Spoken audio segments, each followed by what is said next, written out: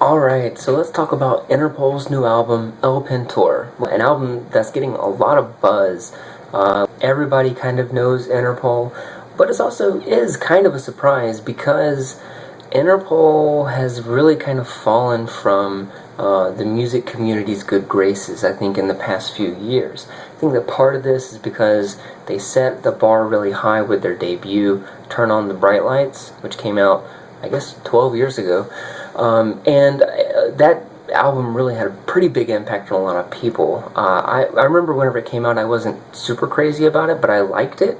And I think that the parts that I liked a lot about that record were some of the more abstract points on it. I really liked whenever they kind of created an atmosphere for themselves to play in.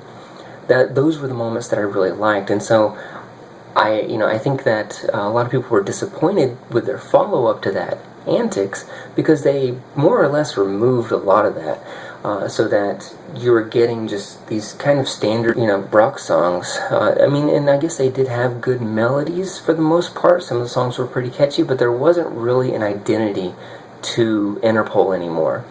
There were some, I think that the two distinctive things about Interpol, Paul Banks' voice, which I think a lot of people will draw a comparison to Ian Curtis from Joy Division, and the bass by Carlos D, who used to be in the band, but he left after they completed their last album. So El Pintor is the first album without Carlos, and so for me, I was a little bit worried about that because I actually really liked what Carlos brought to the band. I always thought that the bass was one of the more interesting things about the band because it wasn't just root notes like you see in a lot of indie rock music. He actually tried to do something different, and I felt like that gave Interpol the edge over some of their contemporaries at times. I think that El Pintor is being looked at as kind of like a comeback album.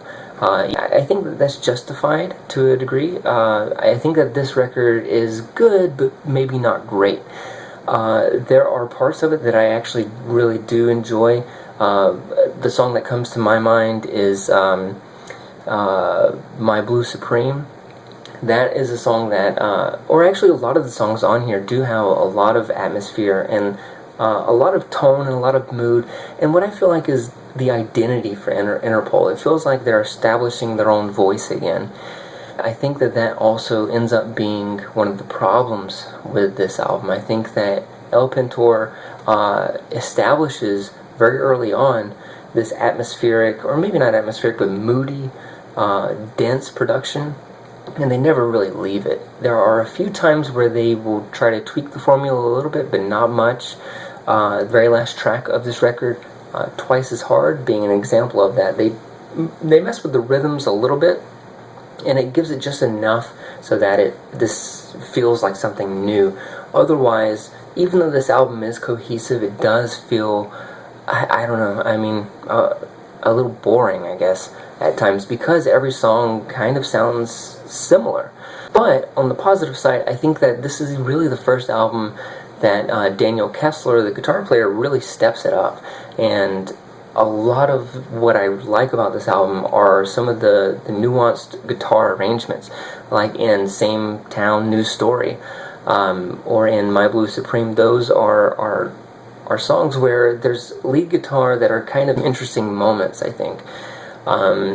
Just because, like I said, a lot of the album does get to sound pretty similar because Paul Banks sticks to his vocal delivery, which is kind of his signature, but he kind of comes across as a one-trick pony here, which we know that that's not true about Paul Banks, right? He's released a rap album or whatever.